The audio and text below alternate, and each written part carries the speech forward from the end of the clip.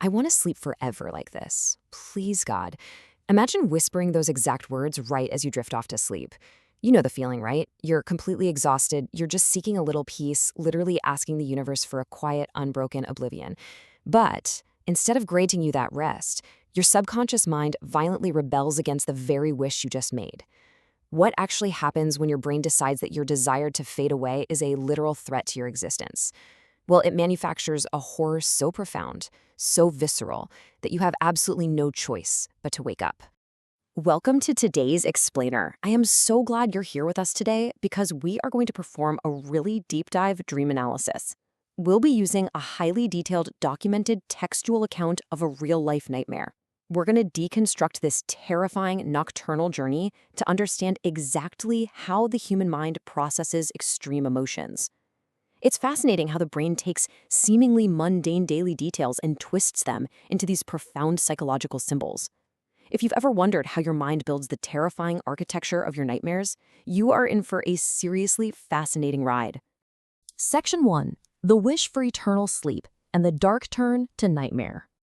Okay, let's dive right into this. The dream kicks off in this bizarre, gym-like hospital floor that's just completely covered in futons.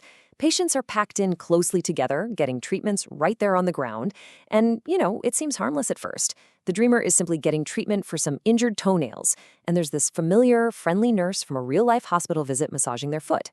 It establishes this baseline of comfort and safety. But then, that vulnerability is completely exploited.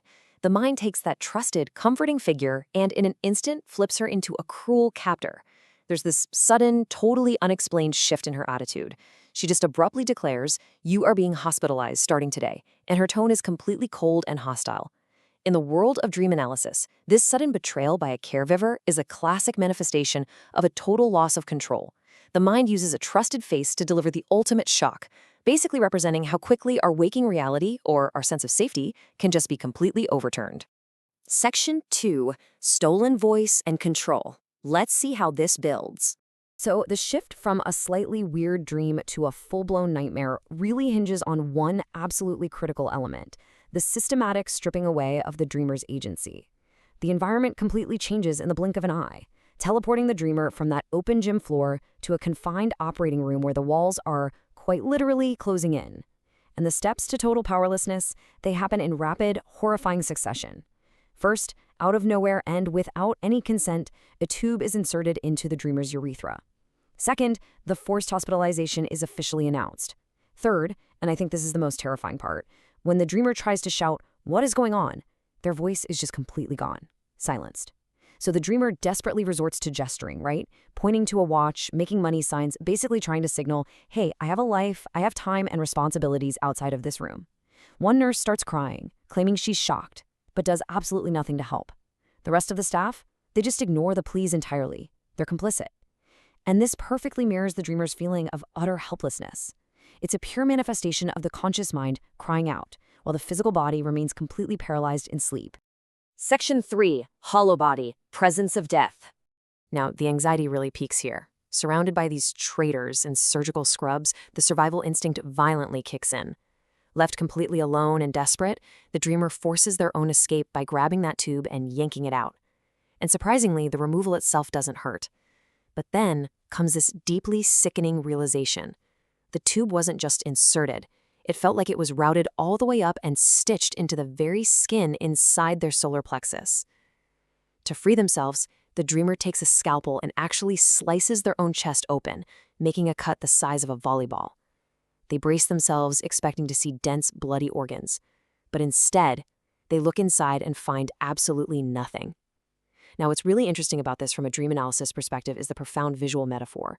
It's a massive, grotesque, completely empty cavern. The dreamer isn't finding physical anatomy, they are discovering a visual representation of a profound emotional void. That complete emptiness inside perfectly visualizes the intense terror and that hollow surrender of wanting to just fade away into eternal sleep. But then, the dream introduces something entirely absurd. Suddenly, doctors and nurses rush in, and the lead doctor assigned to this horrific self-surgery is none other than the famous Japanese actor Toru Matsuzaka. I mean, why? Well, this is a phenomenon we call bizarre juxtaposition. When the brain reaches a threshold of unbearable terror, it often scrambles. It starts pulling random, familiar fragments from our daily media consumption to try and anchor the narrative, or maybe just to cope with the sheer stress of the simulation. It's a surreal, almost darkly comedic coping mechanism. Tori Matsuzaka is casually signing a consent form right next to beds filled with dead elderly patients. And get this, one of those patients turns out to just be a plastic body pillow when the dreamer accidentally bumps into it. It's literally reality breaking down completely under the weight of the nightmare. Section 4, mental state inside the dream. So the crucial point is, how do we make sense of all this chaos? Well, every horrifying element we've looked at is actually a direct response to that waking wish to sleep forever. And this brilliantly illustrates the core of dream analysis. Look at the empty chest cavity. That isn't just cheap body horror. It's the physical manifestation of profound emotional emptiness and terror. The inability to speak when being forced into the hospital, that's not just a frustrating cliché dream trope.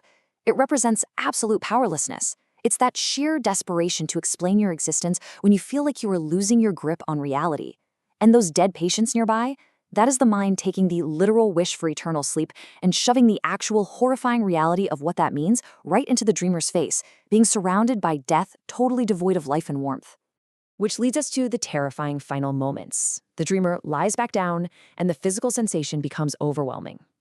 As they try to breathe, the air they inhale through their mouth immediately escapes out of that massive hole in their solar plexus. The sliced skin is flapping like a sail in the wind. They are suffocating. Their consciousness is fading fast. They try to scream, "Hurry up, I'm losing consciousness," but still, no voice comes out. The sensation of dying is so immediate, so intensely agonizing, that the brain can no longer sustain the simulation. The life force drains entirely until, snap, they jolt awake. The dreamer woke up terrified, feeling deeply betrayed by the characters in their own mind. But I want to leave you with this final thought to ponder. Did this agonizing nightmare occur because of that exhausted wish to sleep forever? Or was this horrific ordeal actually the subconscious mind's violent, desperate way of fighting to wake them up? Perhaps, when we ask to surrender to the void, our deepest survival instinct steps in. It uses terror not to punish us, but to shock us back into a desperate desire to simply be alive. Thank you so much for joining me on this deep dive into the architecture of our darkest dreams.